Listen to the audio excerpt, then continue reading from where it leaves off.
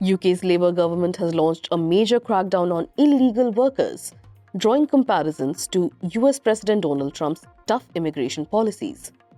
The UK-wide operation, overseen by British Home Secretary Yvette targets sectors like Indian restaurants, nail bars, convenience stores, and car washes that employ migrant workers.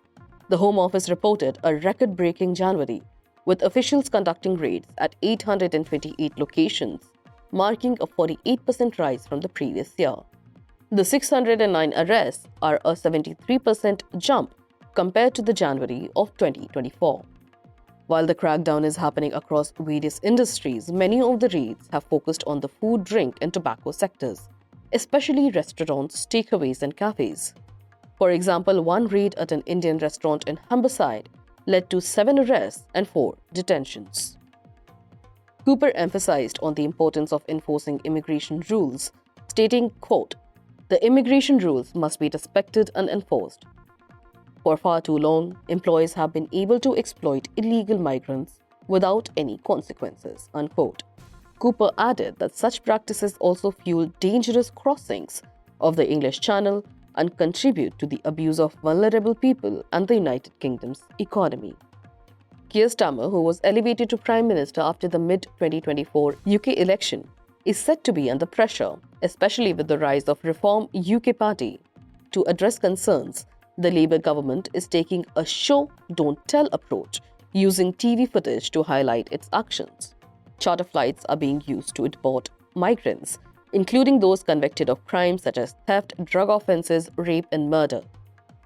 These deportations are a part of government's effort to remove nearly 19,000 foreign alleged criminals and illegal migrants since Labour took office. Notably, there has been a rise in right-wing sympathy in the UK, just as the United States of America. Billionaire, and now being called as Donald Trump's best friend, Elon Musk, has openly supported people making incendiary speeches in the UK against people of color. The government has also launched a campaign to deter illegal immigration with social media ads in countries like Vietnam and Albania. These ads highlight the harsh realities faced by migrants who enter the UK illegally.